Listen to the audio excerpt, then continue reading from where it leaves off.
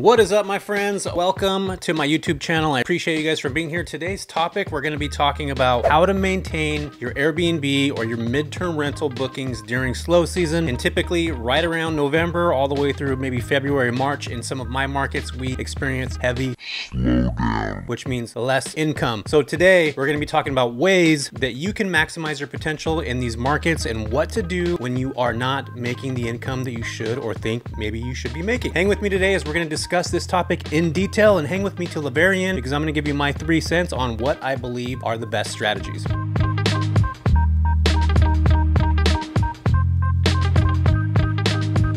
So many of you guys and gals may be investing in the short-term Airbnb space, and just the nature of the real estate economy right now, we have interest rates that are at an all-time high, and as of November, we're sitting about 8%, and it's really difficult to find a property that cash flows just as a long-term rental, and even sometimes as an Airbnb. A smart, intuitive investor, I think it's so important to make sure that we're staying proactive, really being adaptive to what's happening in this space right now, really understanding the dynamics. And again, I believe intuitive investors look at where the puck is going, skate to where the puck is going. That is absolutely something that I've been doing for quite some time, and I see the writing on the wall. So today we're going to be talking about 6 tips that will help you in this space. Tip number 1, proactive booking. The differences between proactive and reactive booking strategies are an actual legitimate thing. Most people probably never heard about it. They never heard it explained in that way before, but let me tell you, there are extreme limitations when you are just relying solely on Airbnb. One of my good friends, Mark Simpson, he talks about if you are an Airbnb operator, you're basically an employee of Brian Chesky, because at some certain point when you're investing or you have an Airbnb property, Airbnb decides, hey, you're not allowed to have this property on this platform anymore. And guess what happens? Airbnb shuts you down. In fact, that happened to folks in San Bernardino County earlier this year. You definitely don't want to rely on platforms like Airbnb and VRBO. They're great. Trust me, we get bookings from them on the midterm space. It's just not the best route to go. I believe in actually being proactive and actually going after companies and businesses and like really being that business entrepreneur and creating something that I freaking own and nobody else does. In fact, Airbnb is great because, I mean, what other platform can you literally just take pictures with the crappy iPhone? This is an iPhone 7 and literally post them online and get bookings. Like, that's freaking crazy. We live in an awesome age and it's not going to be sustainable forever. So be creative. And that's what we're talking about. So one of the other things with actively seeking bookings is creating relationships. And we're going to dive into that in a minute. But my number 2 tip is hybrid rental models, introducing the concept of combining short-term and midterm rentals. In fact, this is what helped me build my business to over $1 million,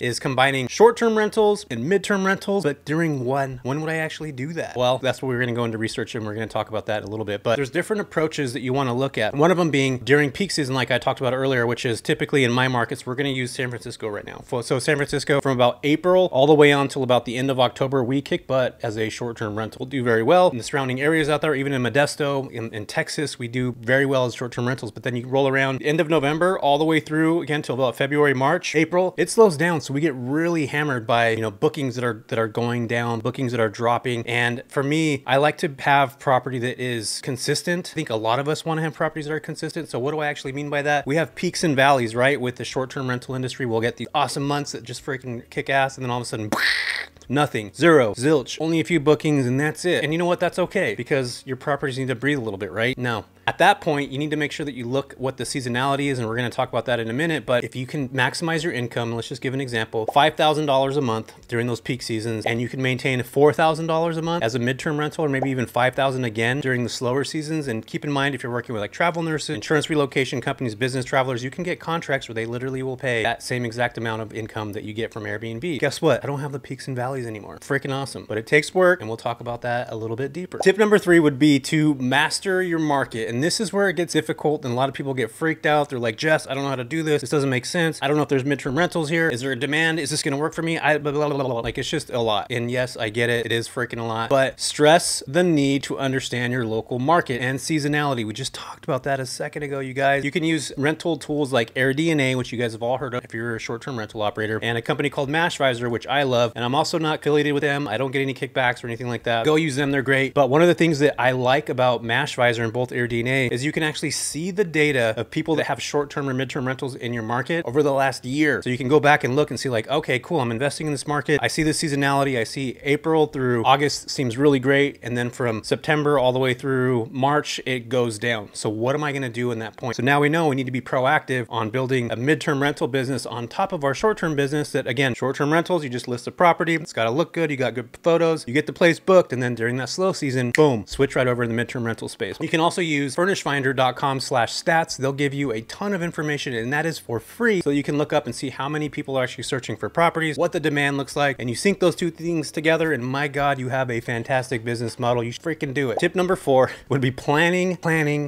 and then relationship. I can't tell you guys right now how important it is to start planning those seasonality trends. The thing about this business is everything that you do today is going to pay you back in 3 to 6 months from now. If I'm operating right now during slow season, all the connections that I'm calling these agencies, I'm calling these travel nursing agencies, these companies, the hospital in my market, all this work, it might come back to me if I get lucky, maybe soon. But in reality, it could take 3 to 6 months for you to start building that relationship, talking to those folks, understanding the market, understanding the trends when it comes to that specific avatar. And it's really trying to figure out the best approach. So you have to start these things early because they will pay you later. And one of the most important things about this is staying consistent and building these business to business relationships. They are so helpful because you'll always have people reaching out to you and saying, hey, Jess, I have a property, or you have a property and I have a client. They're going to be coming to this market during this time. Is your place available? Or an insurance company. Hey, Jess, I have an insurance claim. It's going to be $6,000. Do you have any space available? You know, if I'm proactive with these things, I can operate on the short-term side during my peak season. And then during my slow season, I'm going to keep my income coming in at a high cash flow amount or a high dollar amount because I'm creating these relationships. So a personal experience that I've had, so this comes around full circle, is I actually had an agency reach out to me before, and this was through Airbnb. It was a insurance relocation company. ALE Solutions reached out to me years ago on Airbnb, and they said, hey, Jess, we have a client that's looking for a property. I see that your place is available. Can they come look at it? I didn't know back then, this was like probably 2016 when I started Airbnb, that people could actually look for properties on Airbnb, like insurance companies would do that. And that's exactly what they did. They called me, they said, hey, this family wants to walk through. I thought it was a little weird. I thought I was skeptical. They were going to give me my full amount. It was $200 a night. And you do the math on that, that's over $6,500 or $6,600. And I'm like, holy smokes, these people want to rent my place for 6 months at this dollar amount. This is not real. I didn't even think it was real. So they ended up booking on Airbnb. But here's where I screwed up. They did this beautiful long booking for 6 months. You know, Airbnb pays you every month. You get the check every month or the direct deposit. But what I didn't do right away is I didn't start to build the relationship with that company. I didn't reach out to them and say, hey, I want to be able to supply more for your other clients that you may have. These are the other places that I have properties. And I wasn't proactive in actually building that relationship. I just kind of was like, this is awesome. I got a cool booking. This is great. And guess what happened? Booking ended. It was done. I didn't hear from them anymore until I actively was like, why am I not building a freaking relationship with this company? So you guys will all being on Airbnb will get leads, but it's up to you if you're actually going to make something happen with them. So think about that the next time an insurance company, somebody message you from an HR department, says, hey, 4 of our workers are going to be in the area working on solar for the next 4 months or 3 months or 1 month. That's where you build a relationship. So do not forget to do that. Another tip, you guys, is to stay committed to the process. And what do I actually mean by that? I mean, you know, you really need to stay committed. We don't make money on the hello, we make money on the hello again. It's that commitment to continuous learning. You guys are here on this channel to learn for a reason. I've been in this space for quite some time. I understand it. I get it. Now that you're here, you should probably join my free Facebook group because there's a bunch of people just like you guys that are learning or wanting to get into this space, that are trying to get into the midterm space. They don't necessarily know how. My free Facebook group has both mentees that are with me and also the general public. So you guys can all learn tips and tricks on how to get in there. But what I'm trying to say is get surrounded by people that are doing these things, that are making these calls, that are connecting, that you network with them together. I believe that's what's so important about building community. I'm discussing the value of this practice of working together. I've seen people that have never met each other in real life, but they'll build a bond through a freaking platform like Facebook, make calls together. One person is really good at making calls. The other person is really good at connecting with agencies. And you mix those two things together, you're going to have a damn good business. And again, it's connecting with people that are outside of where you are now, your network. And I truly believe that building a network is so important in the medium-term rental space. You want to have that. Hands down, it's one of the best things that you could do. One of the other things that you could do is probably join my mentorship because there's thriving people that are making big things happen. If you guys haven't watched the video with David Kamensky, the link is in the bio down there. That kid, I'm saying kid because he's 25, has built a business where he's making over 55 grand a month in like literally 4 months. Super proactive, super making things happen. So you guys definitely want to check that out because again, this dude is making things happen on a regular basis. And you can too. That's the crazy thing is most people think, I can't do this. This is not going to happen. I don't know how to do this. But literally, people are doing it on a regular basis and even doing it by literally just watching these channels just like you guys are. So I appreciate you guys for hanging with me, but not only appreciating you for just that, but I want to talk about some of the key points that we talked about today. Understanding your market, understanding to be proactive, really looking at what the volume is in your market, looking at professional tools like AirDNA and Mashvisor, and really understanding like what are the metrics that my market has. How can I better serve these clients that are coming? How can I make more money during slower seasons? Those are all things that you want to be proactive about. And I'm really going to encourage you guys to really, and you gals, to really think about venturing out of that comfort zone that is Airbnb. And we've all heard about Airbnb bust. That's around, that's real, it's happening. There's alternative ways to make money in this space. There's alternative ways to build relationships with companies. There's alternative ways to build your own house on your own land where you actually own the business that is creating these Rolodex of folks that are coming in. And there's people that are doing this every single day and they're making some pretty decent money and taking care of families, etc. So freaking be proactive in that space. If you guys have learned anything from this, leave a comment down below. And for those of you that really want to make some stuff happen, I'm holding a midterm rental summit literally in 2024, April 21st to the 23rd, where there's going to be 1,000 people. We had one earlier in 2023 and it's sold out. We're about 2/3 of the way sold out of early bird tickets already. And I would really love to see you guys there. This is going to be a packed 2-day session where you'll learn everything midterm rentals from me and a bunch of other experts in the space. So I definitely want to see you guys there. And I hope this video serves you. And not only that, but you're making things happen in this space. We will see you in the next one.